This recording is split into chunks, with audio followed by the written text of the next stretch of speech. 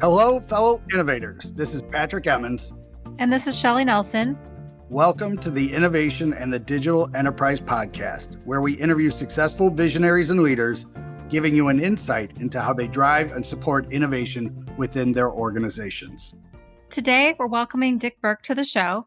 Dick is the CEO of Envoy Global, the technology leader in global immigration services. Since joining Envoy in 2015, Burke has helped scale, diversify, and evolve the business into the world's first enterprise platform for hiring and managing a global workforce. Prior to Envoy, Dick was CEO at Apartments.com and SVP for Administration of Classified Ventures, where he saw firsthand the challenges with global mobility faced by many of today's high-growth companies. A thought leader in the immigration and global mobility landscape, Dick has written and contributed to dozens of articles and podcasts centering around talent acquisition strategies, the skills gap, and building global teams. Dick received his JD from Georgetown University and started his career as a lawyer. Welcome to the show, Dick. Hey, thank you. Thanks for having me, Patrick and Shelli. Great to be with you today.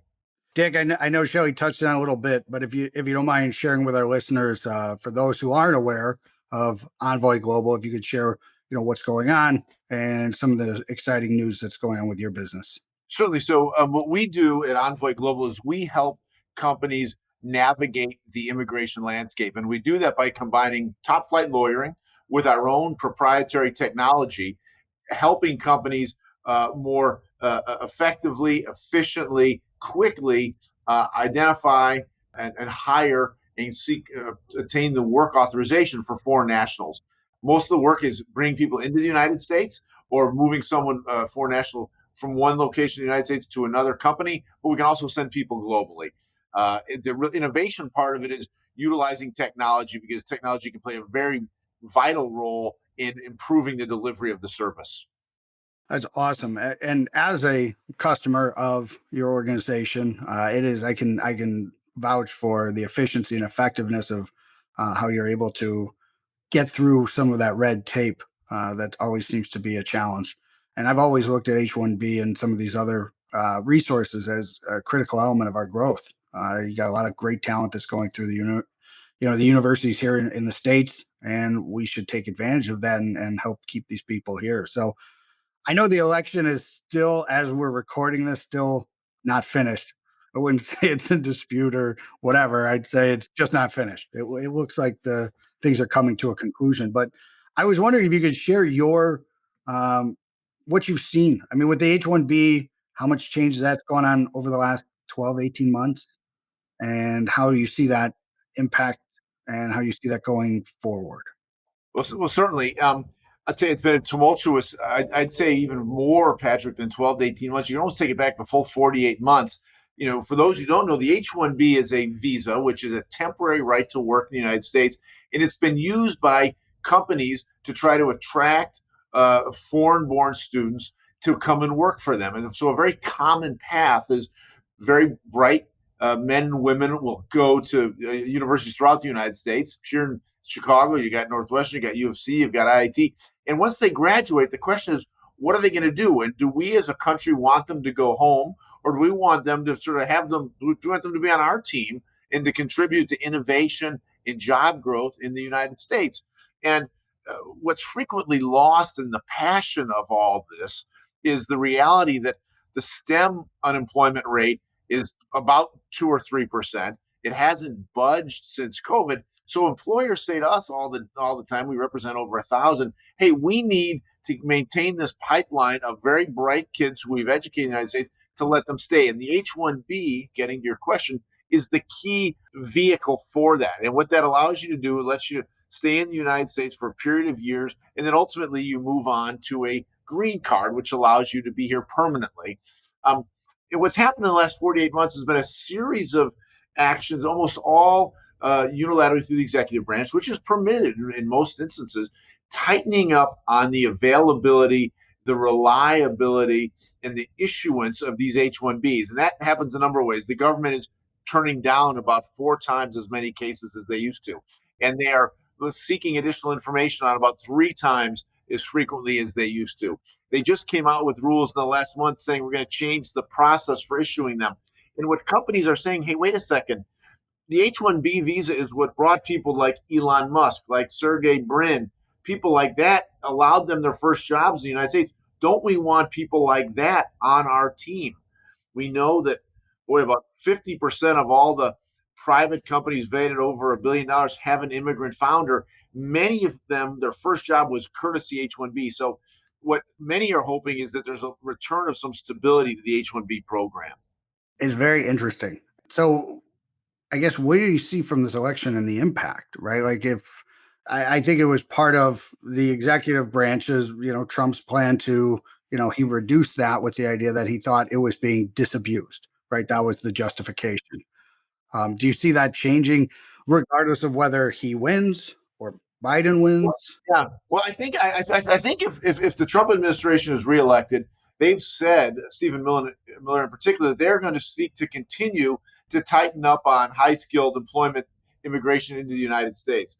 The Trump administration, the Trump campaign has said they will be less restrictive, but they haven't been incredibly detailed yet about what their immigration program will be.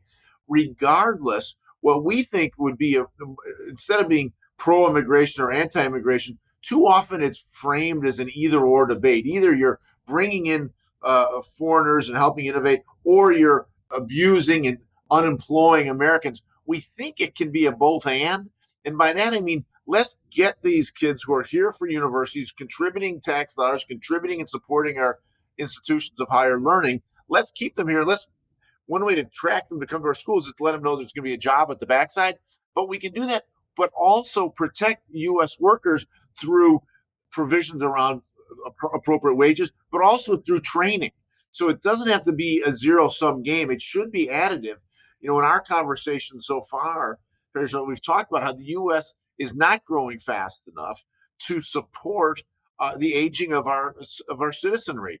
We've got people are living longer.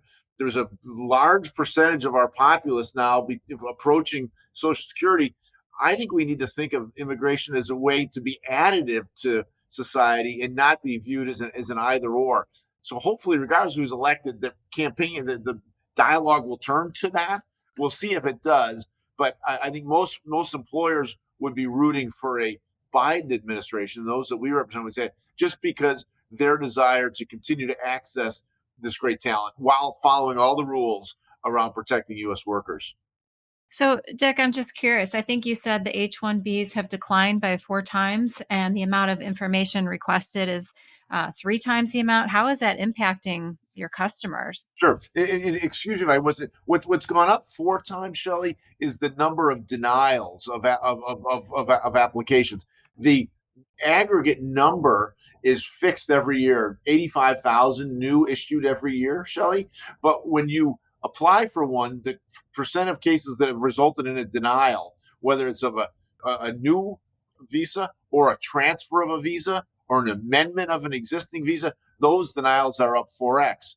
And the request for additional evidence, that's called an RFE, those are up about 2 to 3x. And what that has done is it has caused anxiety in the foreign national. They're like, boy, do I want to cast my lot and be dependent upon seemingly capricious decision-making from the government. So they might say, you know what, now I can go to Canada. Now I can go to India. They've got a much more robust capital market system. They've got great universities. Now I can stay in China where they've got very sophisticated progress in the field of AI, for instance.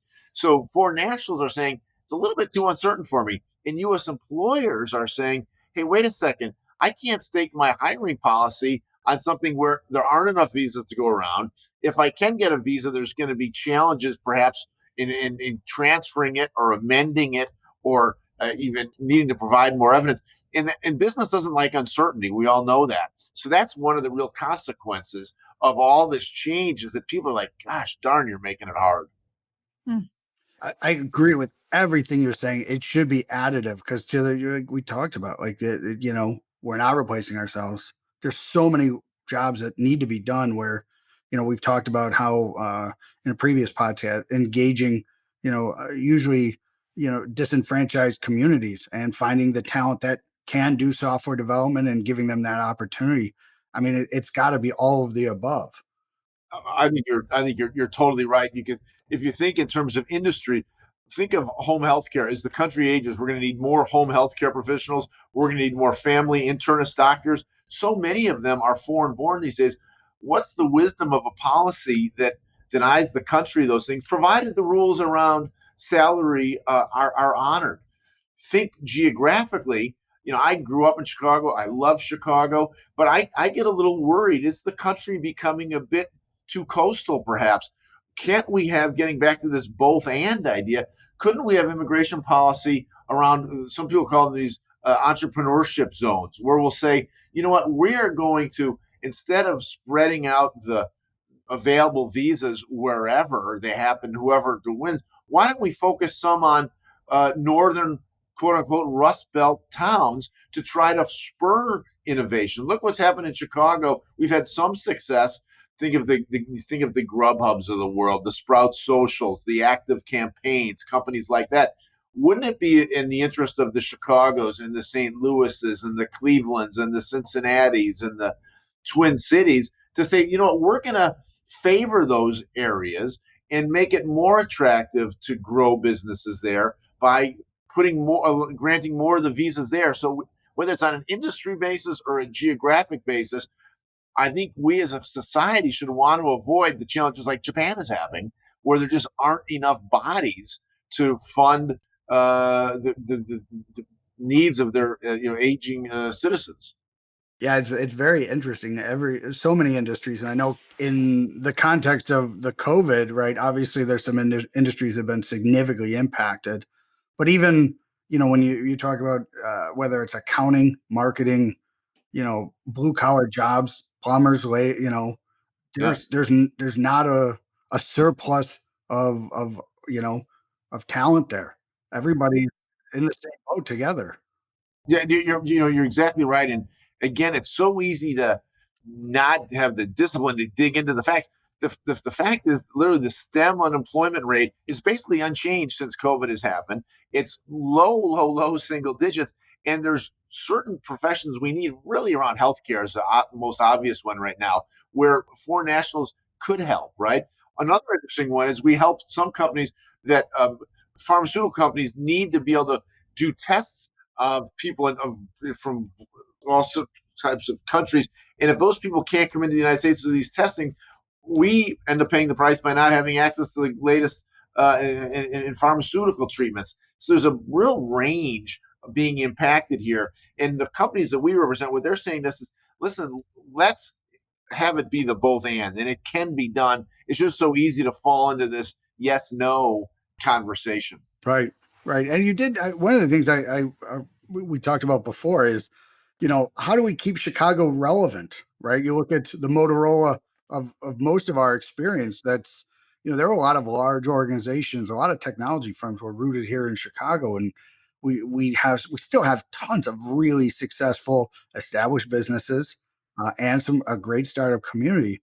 But I do think we've lost that Motorola, right, where it's there's 100,000 people working for this one organization. And to your point of like allocating these H-1Bs and this, because I think part of the challenge with the way the H-1B system existed before was it was kind of being a little bit abused by some consulting firms, right? They were totally able to, leverage that. And it wasn't creating, I think, the diaspora that they were trying to, of like getting it everywhere. And now it's just, so I do think there's some improvement that could be made.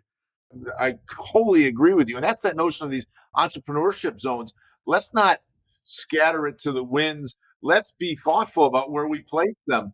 Because, you think about and there's all sorts of statistics to back this up in terms of where are patents coming from, where are the unicorn companies coming from. But we can use policy to try to address some of that. Chicago has many of the really perfect intangibles: lower cost of living than the coast, access to terrific education. You've got University of Chicago, you got Northwestern, you got IIT, you've got Champaign-Urbana, for gosh sakes. But we're not doing all we can with that through policy to keep these jobs here. And then the thing is, once you get enough of a talent cluster and you get success, then those companies sell, and that puts capital back into the market. And what's really happened in Chicago is we've not had, Groupon was a good success until it wasn't. But contrast that with what's happening at the wealth creation on the coast, where that wealth creation is then recycled back into more jobs and more startups and more innovation, and you really get the proverbial flywheel. It's such an overused term. That's what we need to do in Chicago, and there's a role for policy to to play in that. That's great, and I love that idea, the talent cluster, right? Like I love that phrase because I think it's totally, it has its own gravity, right? So Complete. And the interesting thing about talent cluster, Harvard Business School, Patrick has studied them, and what's cool about them, some clusters you can't avoid for some reason. Why do all the movie stars go to LA? And why do all the country musicians go to Nashville, right? The interest in why did, in the days of heavy manufacturing, you had to get all these people clustered together in Detroit to make an automobile.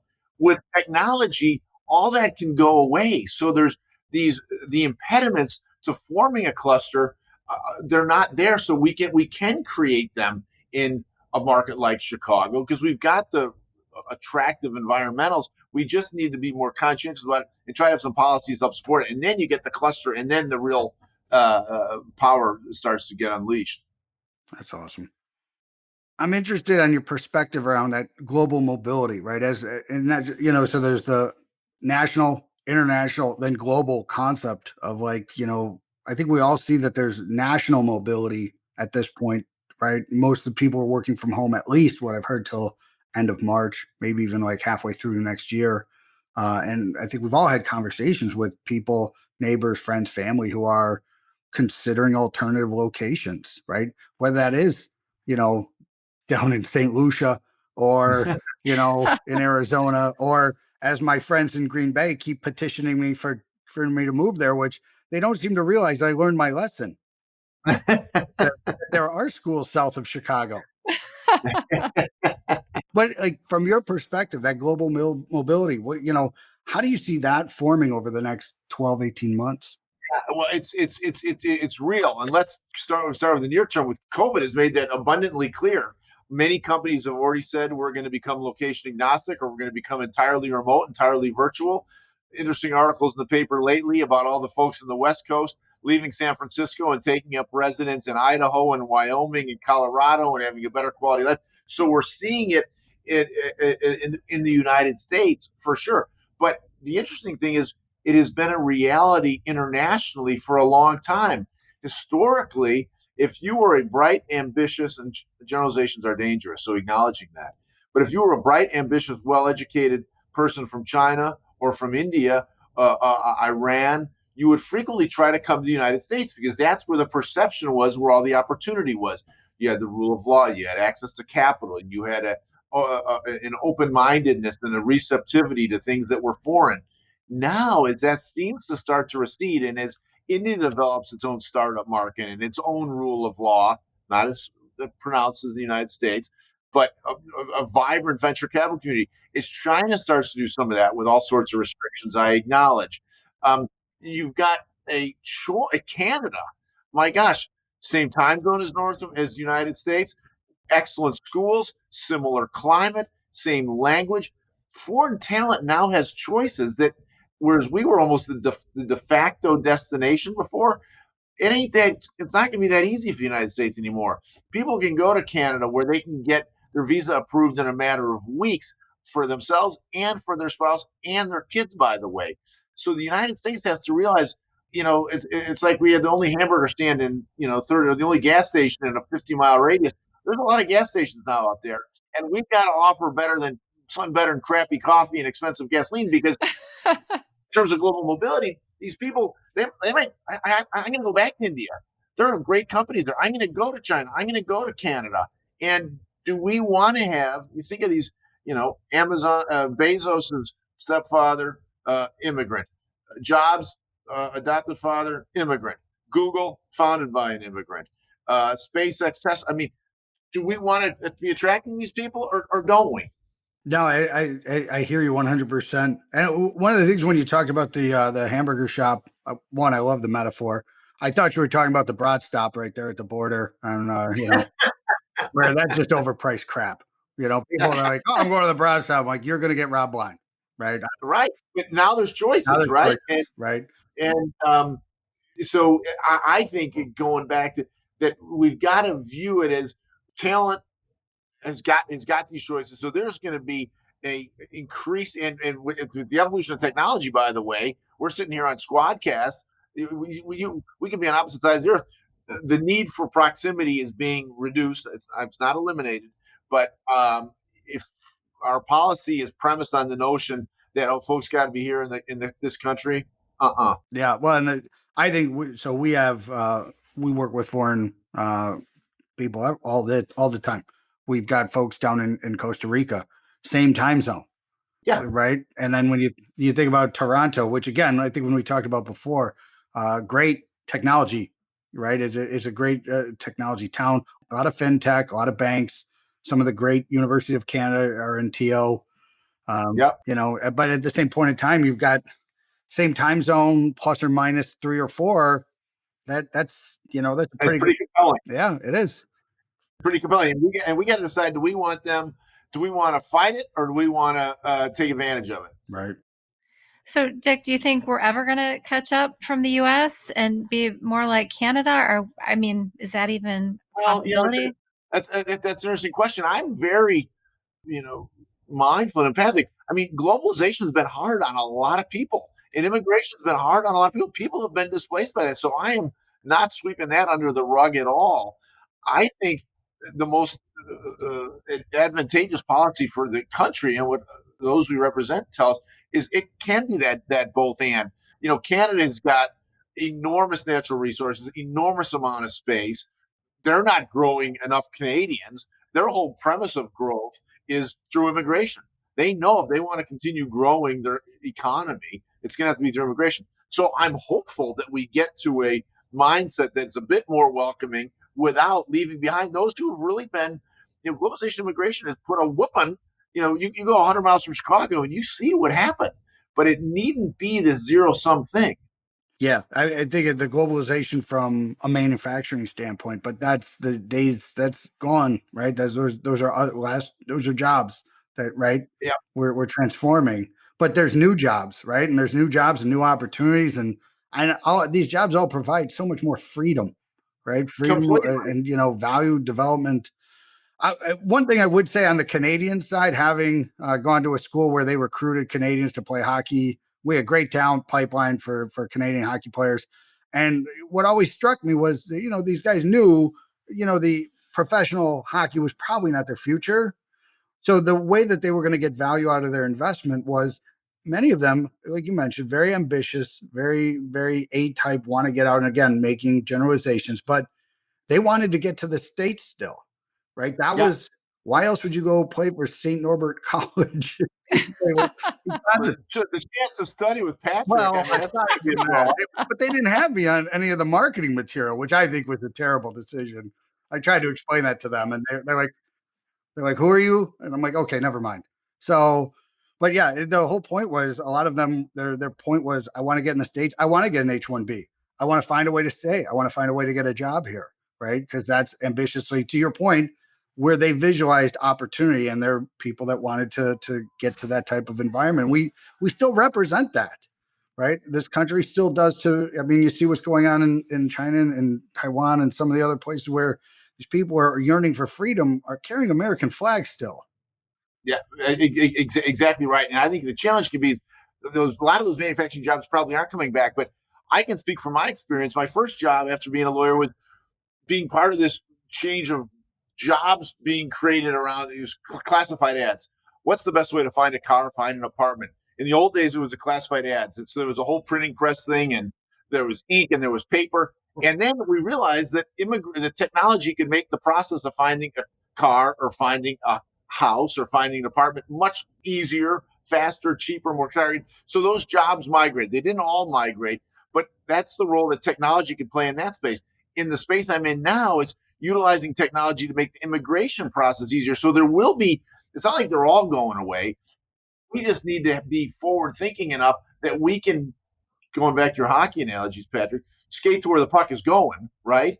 And it's going to be not around, you know, more simplistic manufacturing. It's going to be more around 3D manufacturing, for instance.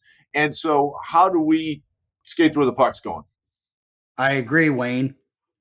And I know if Roman is out there listening, he was waiting for somebody to misquote. A good friend of mine, somebody mentioned that same quote attributed to somebody else. I forget who they misattributed to, but it was Wayne Gretzky, right? So be where the puck is. So I agree. I think it's fantastic, and we work with a lot of other organizations that actually one of our clients facilitates this American immersion where they bring in high school students and college students, and they facilitate those types of. And they've been so significantly impacted by all of the things that have occurred from being locked down and not even being able to go and have any of those types of opportunities to bring people over here just to fall in love with the place, right? Like, have that high school kid come over and spend a semester or two, live with an American family, and really get to understand like what makes this great. It really, I think, to your point, we got to fix this, right? Yeah, We got to fix it because I see this honestly as the greatest risk to America right now. We have rule of law. We've got all these other great things that the futurists always attribute. Like, what are those characteristics? Our biggest risk is the fact that we don't have enough people, and that number is going down. I think that's right. And all the studies also make clear that if you get people from diverse perspectives, diverse experience sets, you're gonna end up with a superior product. It's almost Darwinian that way, that you want to get a breadth of experience, and we need it in the near term for innovation. We need it to be competitive because otherwise they're going to go somewhere and they're going to build something and they're going to create jobs and contribute taxes somewhere, I would think here. And then we also, like we said at the top of the show, in terms of the social security blanket, who's going to cover all that? As people are living longer and longer and longer, we're not creating enough people to do it. And you can see very poignant examples of what's happening in other countries, first in Asia, now in Europe. It becomes a real issue. No, I couldn't agree more. I think it's we're gonna have to figure it out. We gotta make some changes here, right? Because the concept and making it so that we're driving up the salaries of the people who are here, which is the outcome of what's happened, right? And that's good in the short term. From a healthy long term standpoint, it is a risk. So I never think it's a bad thing to like turn the dials one way or the other, right? That's the beauty of the American political system, right? The Right. fact that we're not stuck in one way or the other. But I also think we need to be aware, and I think the powers that be have to recognize we are thin, right? And we need that STEM talent, right? We need people who have a passion for being in these types of programs and learn the things that we need them to learn, and we need them to stay. For sure. And the government's own data backs that up, Patrick. Long range planning from the government statistics show what do they think the general job growth will be, and the computer space job growth will be 2x that. We know, in addition, that American students aren't pursuing and obtaining STEM degrees enough to create this problem, so that at the master's and PhD levels, well over 50% in STEM fields are foreign born. So we've got to, if we want to be where the innovation is and the job creation is going to be, we need to. I wholly agree with you. Shelli, what do you got? I'm curious about your clients. That's incredible. You're up to 1,000 plus clients. Is that a range of, startups to Fortune 500? What does that look like? Well, we're really lucky. We've got Fortune, 30 or 40 companies, the big ones, all the way down to very, very promising startups. We represent the Chicago Blackhawks, have worked with them for about 10 years. Think about other, Patrick Kane. Many of them are foreign born. But the common thread, you can't even say technology, because so many companies that we represent, you wouldn't think of as technology companies. They can be massive insurance companies. They have a real need for STEM talent as well. But the core, Shelli, would be either B2B software companies that are doing quite well in this current environment, or B2C software companies. So in Chicago, companies like Cars.com, like Grubhub, those types of players is the real core. B2B, B2C, many are SaaS, some are transactional models. in need of STEM talent. But it can be consulting firms, it can be architectural firms, it can be software manufacturers, hardware manufacturers, it can be insurance companies, financial services. Think of the way we consume financial services now. We all love our Chase app. That didn't build itself, right? It can be marketing tech. Think of companies like Sprout Social or Active Campaign. So it's the whole range of industries. It really makes it kind of fun. We're representing a bunch of companies now that are involved in the sprint to create a vaccine for COVID, Wow. which is really neat. And again, don't we want those people who are smart enough to figure out the vaccine? Exactly. Don't we want them on our team? I would think so. I think I'd rather them working with us than shoving, vaccines down the Russian army's, throat. Because I'm pretty sure that's the beginning of every zombie apocalypse movie. AI, we get to help companies with driverless cars. So it really is neat as an employer that we can say to those we recruit to try to work it out for, hey, listen, you're going to help these companies indirectly around autonomous vehicles, around COVID inoculations, around the Chicago Blackhawks talent pipeline, gosh darn it, around Grubhub. So it's really one of the funnest parts of our job. And it's a very fulfilling mission, this notion of helping people live their most fulfilling lives, letting them work where they wish. Frankly, more fulfilling than saying in my past life, helping people find an apartment. Yeah, that's great. And I noticed all the books behind you. I'm curious, any great business books you've read lately? I'm not a huge business book guy. The one that I like best, I love Clayton Christensen, Innovator's Dilemma. I thought that was that's clearly one of my favorites. I love the one about radical candor, which is about not struggling with giving critical feedback.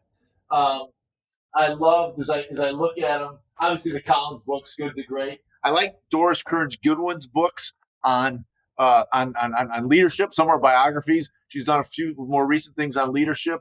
The other ones I really like that I think are interesting for business are the ones more in the realm of sort of behavioral economics and how the mind thinks. Like I don't know if you read Thinking Fast and Slow by Kahneman. Yes, I love that book.